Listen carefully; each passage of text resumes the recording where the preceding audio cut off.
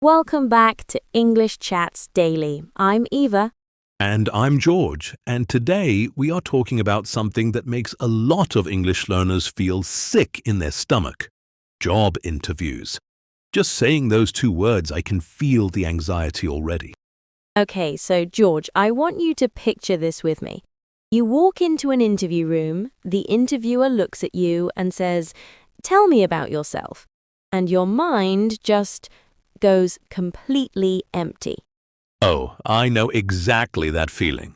Your heart starts racing, your hands get a little sweaty, and suddenly you forget every single word of English you have ever learned in your life.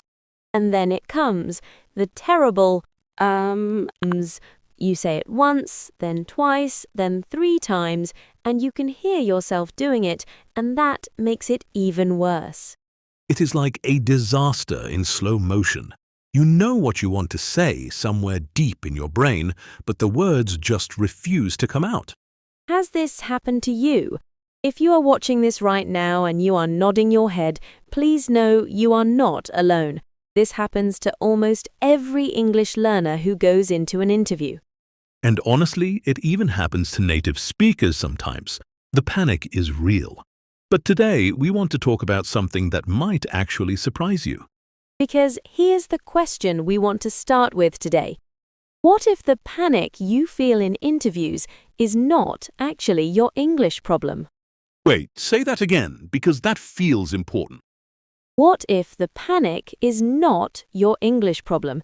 What if it's actually a structure problem? Okay, now I'm curious, because most learners think, if I just knew more vocabulary, I would be fine. Or if my grammar was perfect, I wouldn't panic. Right, and that's the trap. You keep waiting to feel ready. You keep thinking, one more lesson, one more grammar rule, and then I'll be confident. But the confidence never comes that way. So what does create confidence in an interview? That's what I want to understand. Structure.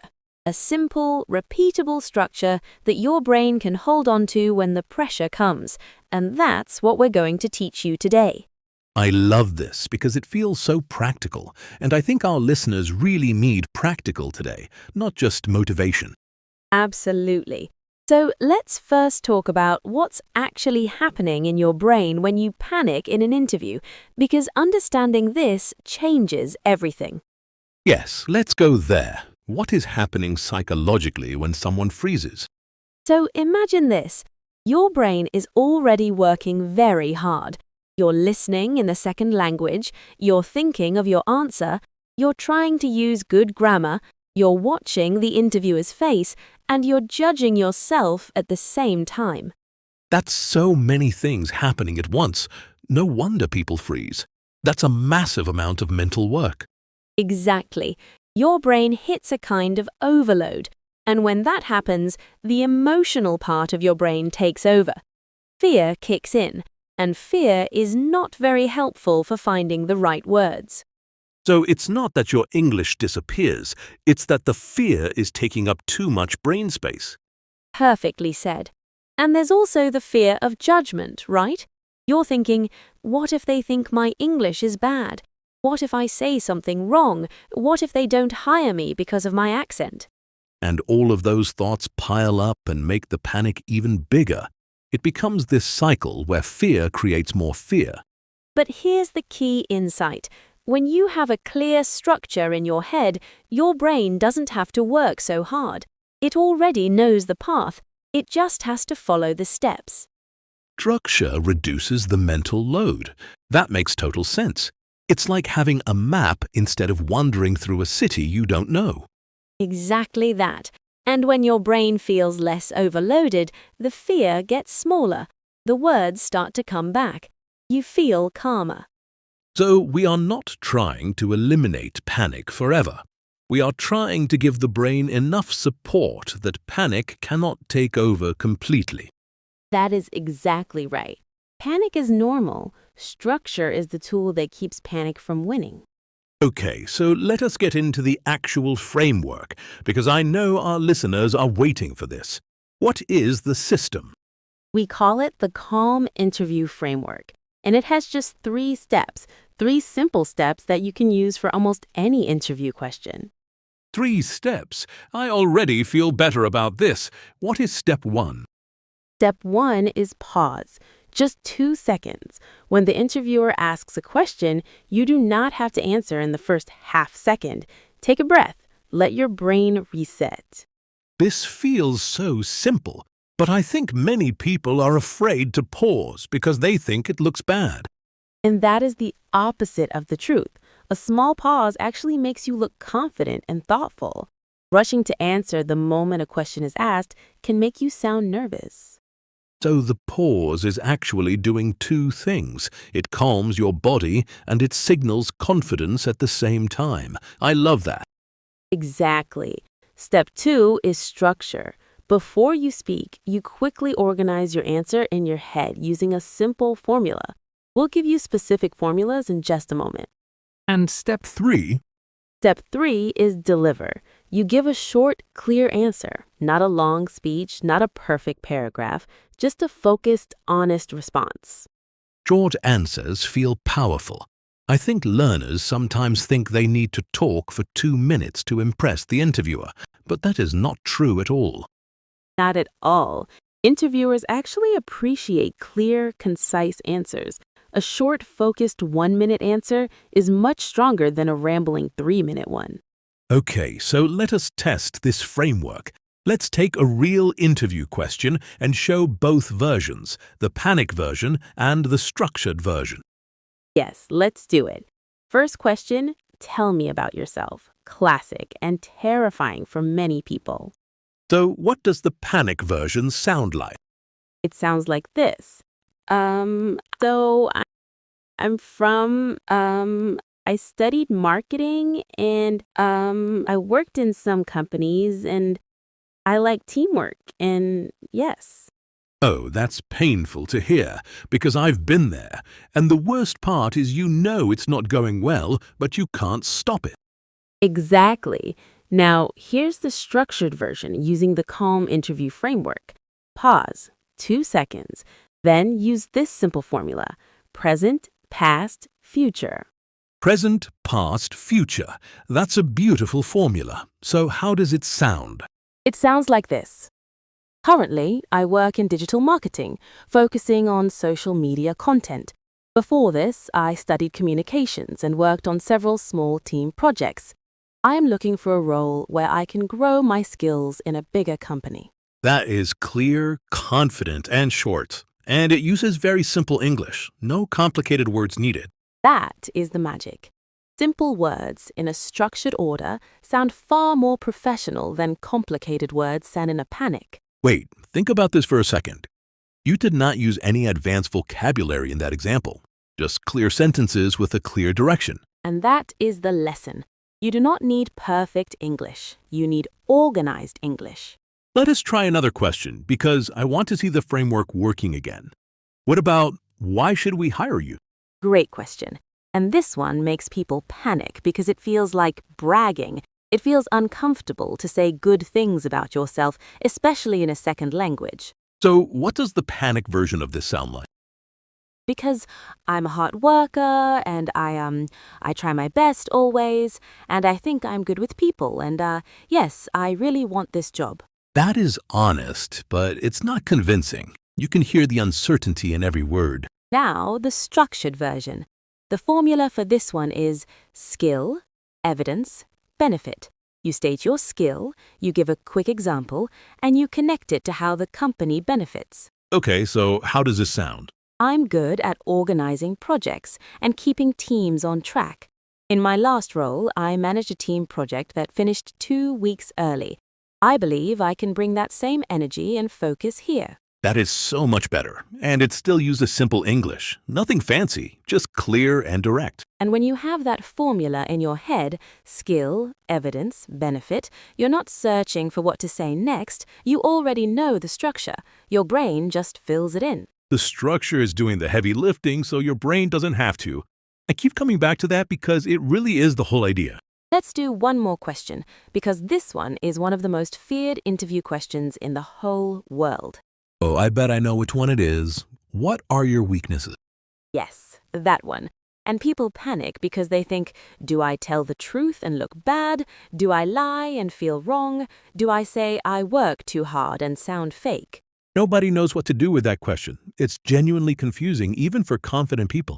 So here's the formula for weakness questions. Honest weakness, growth step, current progress. You name a real weakness, you show you're working on it, and you show improvement. And this way, you sound self-aware and mature, not weak, not dishonest. Exactly. So instead of saying, sometimes I work too hard, maybe I care too much, which sounds completely fake, Which everyone can see through immediately, by the way. you say something like this. I sometimes find it difficult to say no to extra work, which can affect my time management. I started using a weekly planner to prioritize tasks better. It has helped me a lot over the past few months. That is honest, it's mature, and it shows growth. The interviewer respects you for that kind of answer. And again, look at the English level. Simple vocabulary, short sentences, but it sounds professional because it's structured. Pause for a second. We have now given 3 formulas: present, past, future for telling about yourself, skill, evidence, benefit for why they should hire you, and honest weakness, growth step, current progress for weakness questions. Write those down if you can. Screenshot this moment.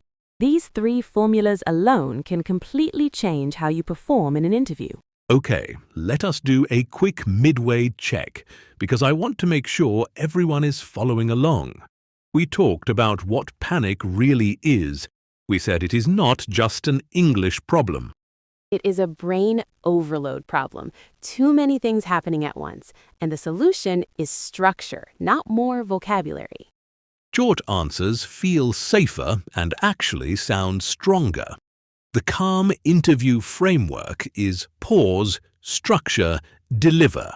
And we have 3 formulas for 3 common questions. Exactly. If someone only remembers those things from today, their next interview will already be different. Now, I want to bring in something that connects really beautifully to what we are talking about here, because building interview confidence is not just about one session of preparation. Right, and this is where I think about what James Clear talks about in Atomic Habits. The idea that tiny, consistent actions are what actually build real skill over time. Not one big study session the night before your interview, not panicking and watching 20 videos in one evening. Exactly, just small daily practice. 1 question a day, 1 answer practiced out loud. That builds something real over time. And Jeff Olson says something very similar in The Slight Edge. The idea that 10 minutes of daily practice seems insignificant today, but over weeks and months it compounds into something powerful.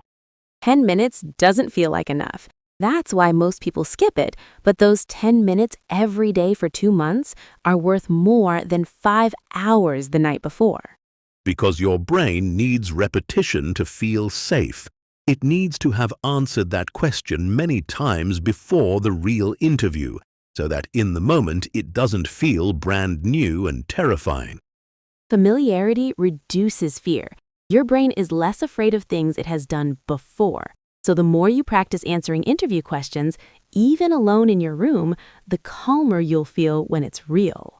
Let's talk about exactly what that daily practice looks like, because I know some people here practice every day and they don't know what to actually do. So we have a simple drill. We call it the daily 10-minute interview drill, and it works like this. Step 1, pick 1 common interview question. Just 1. Not 5, not 10, just 1 question per day. Step 2, write down 3 bullet points for your answer. Not full sentences, just 3 ideas. For example, for tell me about yourself, maybe your 3 bullets are my current job, how I got here, and what I want next. 3 bullet points. That's your skeleton, your structure on paper. Step 3, speak your answer out loud. Don't just think it in your head.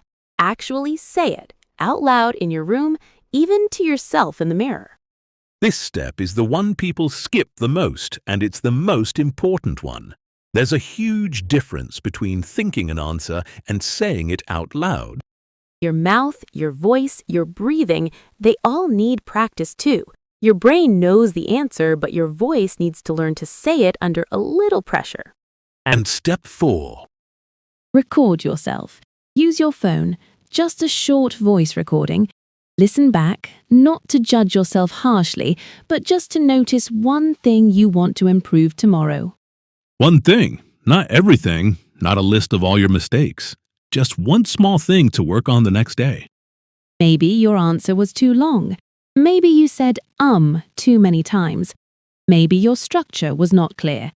Just pick one thing and focus on that tomorrow. And then the next day you pick a new question, or you try the same one again with that one improvement. And over time, you build a collection of polished answers. And here is what happens after 30 days of this. You stop dreading interview questions because you have already answered most of the common ones. They feel familiar now. Let us test something right now. I want every listener to think of one interview question they're most afraid of. Just one. Hold it in your mind. Got one? Good. Now think of 3 bullet points for your answer. You do not need perfect sentences, just 3 ideas. And tonight, just tonight, say that answer out loud in your room. That's your first day of your 10-minute drill. That's the beginning of your practice. One day does not change everything, but starting today changes the direction you're moving in, and direction matters more than speed. Okay, I want to talk about something that I think is an invisible barrier for a lot of learners, and that's the belief that interview confidence is something some people are born with. Yes, that idea that some people are just naturally confident in interviews and other people are just nervous by nature, and that's just how it is. And that belief is so damaging because it removes your sense of control. If confidence is something you're born with, then there's nothing you can do about it. But confidence in interviews is not a personality trait. It's a trained skill. It's built through repetition, through structure, through small daily practice. Wait, think about this. Every confident interviewer was once a nervous beginner. Every person who answers calmly today has had a moment where their mind went blank in an interview room. The difference is not talent. The difference is that they kept going. They practiced. They built a system, and the system made them feel safer over time. You're not a nervous person. You're a person who hasn't yet practiced enough to feel calm. And that's a completely solvable problem. And that shift in how you see yourself is really important because the story you tell yourself about who you are will either help you practice or stop you from trying. If you say, "I'm just a nervous person," you stop practicing because you think it won't help anyway. But if you say, "I'm becoming someone who answers calmly," you keep going. You are becoming someone who answers calmly. I want that sentence to sit with everyone listening right now. Not "I'm already confident," not some big claim, just "I'm becoming." That's honest, that's achievable, and that's powerful. Every time you do the 10-minute drill, you are becoming that person. Every time you write your 3 bullet points, you are becoming that person. Every small step is adding to the identity. And that's the heart of what James Clear talks about. Your habits are votes for the kind of person you are becoming. Each practice session is a vote for the calm, structured interviewer you want to be. And those votes add up, slowly, quietly, over days and weeks, until one day you walk into an interview and you realize you're not as afraid as you used to be. Not because your English suddenly became perfect, but because your brain has been here before. It knows what to do. It has a map.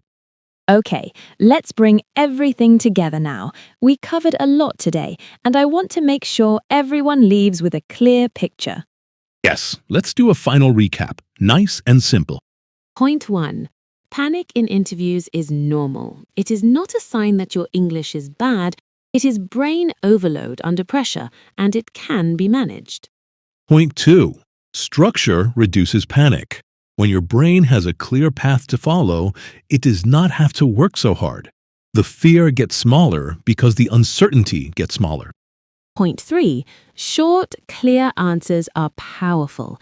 You do not need to talk for 2 minutes. A focused, structured 30-second answer impresses more than a rambling long one.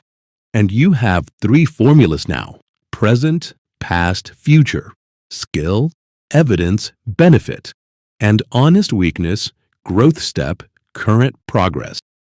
Use the CALM interview framework every time. Pause, structure, deliver. Those 3 steps alone will change how you perform. And do the daily 10-minute thrill. 1 question, 3 bullet points. Say it out loud. Record yourself.